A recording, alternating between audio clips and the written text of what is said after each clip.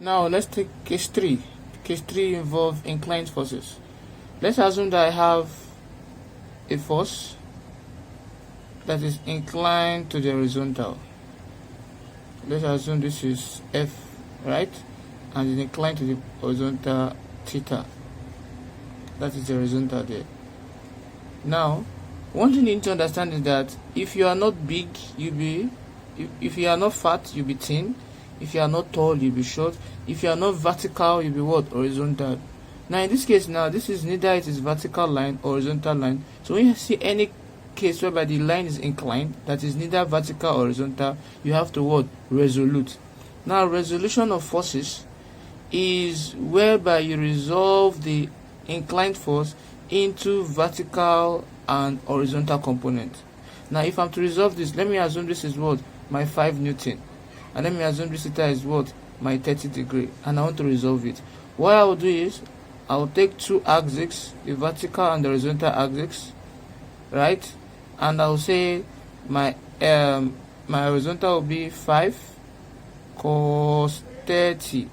And my vertical will be 5 sin 30. Is that taken now? Now what have you noticed? We have turned this inclined force into perpendicular force.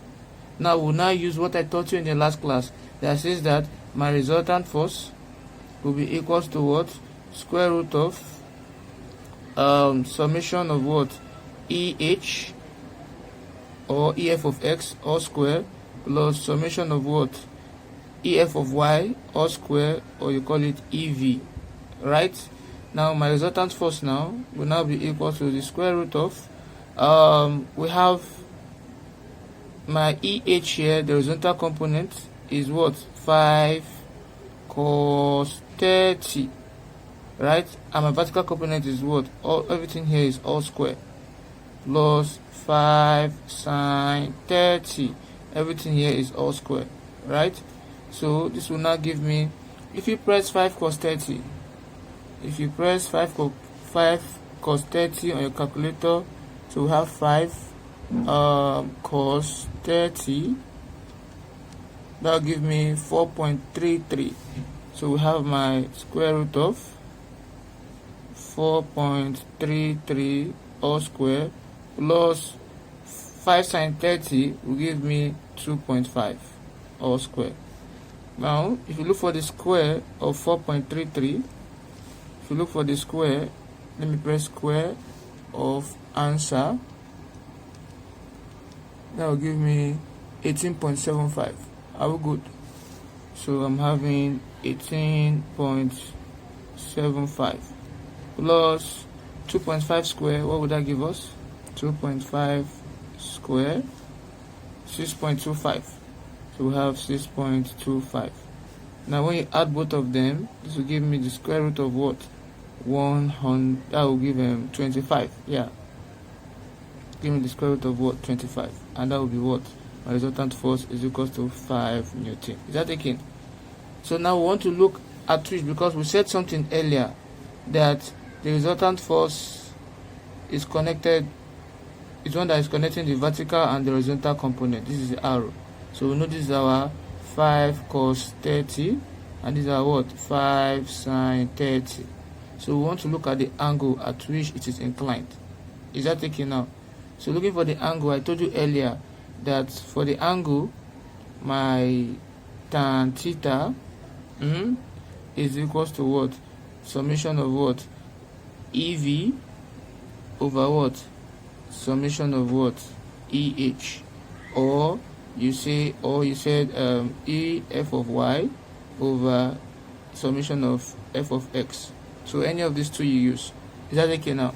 Now what is my EV? EV is given as what? 6.25.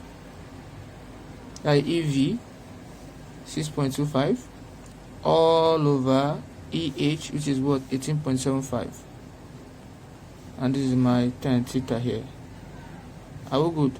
So theta will now be equals to what? Tan inverse. When the tan is come here, become tan inverse. So what you do is 6.25 divided by 18.75. That gives me 0.333. So this will give me 0.333. So you press your tan inverse. How you press it? You press shift and you press your tan inverse of the answer you've gotten, and that will be what?